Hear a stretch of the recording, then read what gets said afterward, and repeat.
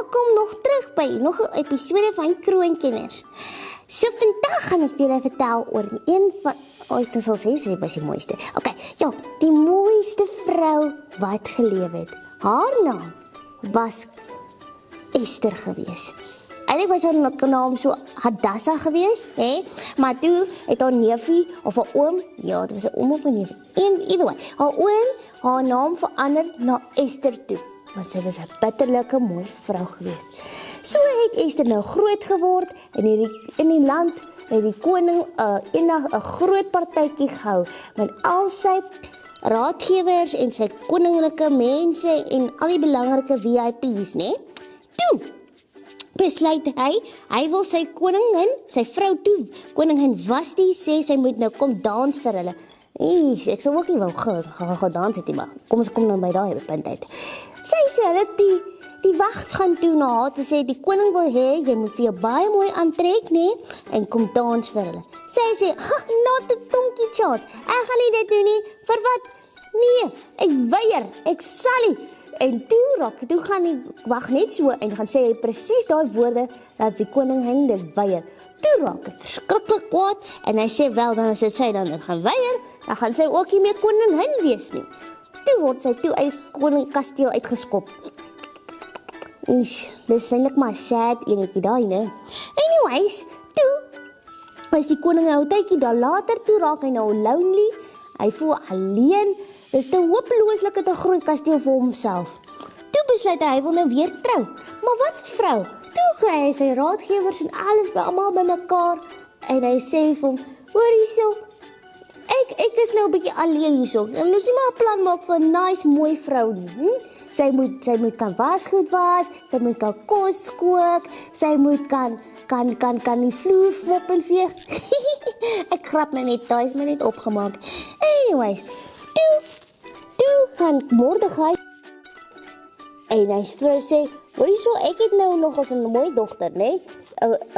My broer se kind. So sy is nog ons baie mooi. So kan ek nou nie aan jou voorstel. Okay, maar nou maar goed. Toe bring hy die Mordegai vir koning vir die koning Esther. Toe hy haar sien, dink hy, oh, wow. Hy is die mooiste vrou wat hy nog ooit in sy hele lewe gesien het. En die Bybel sê, sy was baie mooi van aansien gewees. Aansien beteken sy was baie mooi om na te kyk en sy as jy haar sien, sy was bitterlik mooi gewees. Anyways, toe trou hulle nou en dan is 'n happy ever after, what not. En toe, daar was 'n bad guy gewees. Sy naam was Haman gewees. Hy was ook een van die raadgewers gewees van koning, wat sy naam? Koning Xerxes, koning Xerxes. Anyways, toe het hy nou besluit, hoor hierso, hy hou nie daarvan dat, hy hou nie van Jode nie. En Mordegai was 'n Jood gewees, Esther was 'n Jodin gewees, maar hulle het dit nie vir die koning vertel nie. Anyways, hulle sê toe vir hom, hoor hierso, ek like, weet jy wat, daar laat daar net 'n wet geskryf word, dat daar net een koning is, nee, naamlik ook koning. Hy het 'n skelmplan bedink, want hy was jaloers gewees op Mordegai, omdat Mordegai baie gesien was, en hy baie aandag gekry het by die koning. Ek dink hy sal so vir Mordegai uitroei. Toe kom die beraadgewer na Esther toe en sê van, hoor hierso, jou oom stuur vir my, jy moet vir die koning gesê, jy gaan vir my ook doodmaak as jy dit doen. En die Esther sê toe vir hom, ek kan mos nooit nie, want in daai tyd, as die koning jou nie geroep het nie, en jy net plein weggekom, dan was jy in groot moeilikheid gewees. En toe gaan sy kan nie dit doen nie. Toe gaan die raadgewer en sê dit vir Mordegai. Mordegai stuur nog toe weer 'n raadgewer en hy sê vir die Here het vir jou in 'n posisie nou gesit, vir 'n tyd soos nou en vir 'n tyd soos die.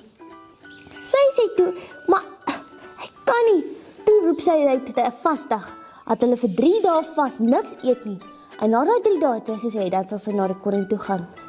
En by die 3de dag het sy al mooi gemaak, sy het al kroon mooi opgesit, sy het mooi aangetrek, Toe gaan sy nou na die koning toe en sy sê vir hom, kan ek asseblief 'n aandete reël, sodat jy en Haman ook kan kom asseblief? En dan is daar ietsie wat ek met julle moet bespreek.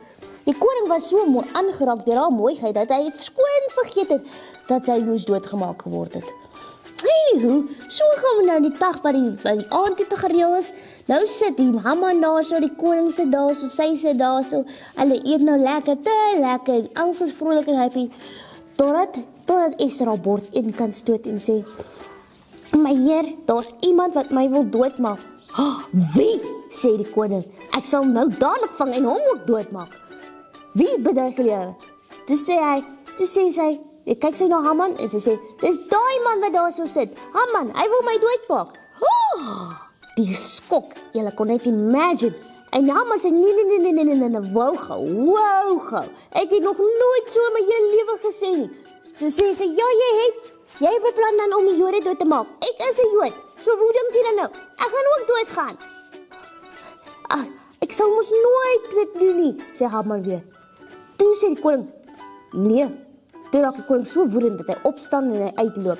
En terwyl hy uitloop, toe val Haman by die koning en Esther en sê, asseblief, smeek vir hom genade, asseblief, hy gaan my doodmaak. En terwyl hy so snel, hy vat letterlik aan haar, né? En toe kom die koning en sê, durf jy nog die koning in aanrand? Toe vat die wagte hom weg en hulle gaan maak hom dood. En net toe kom Mordegai en Esther en hulle is happy chappy. Hulle loof en prys liewe Jesus, want hulle is gespaar. Wat ek wil julle wel sê is, julle mag dalk voel, julle kan nie dit nou doen nie, maar julle is almal maatjies, julle is almal gebore vir 'n tyd soos nou, en vir 'n tyd soos die. Okay, dis al van my kant. Bye bye, sien julle volgende keer, bye!